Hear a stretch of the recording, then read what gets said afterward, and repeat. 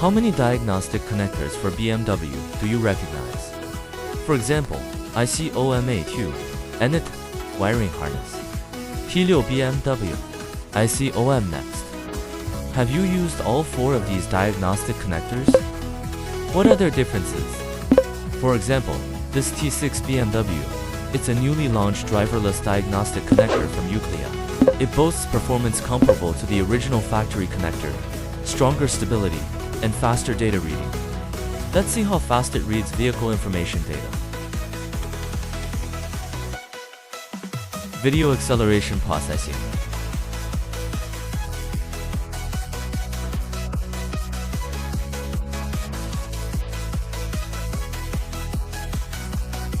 We can see that the T6 BMW completes data reading in just 15 minutes and 35 seconds, while the other 3 diagnostic connectors haven't even finished. The T6 BMW's diagnostic speed is faster than the other 3.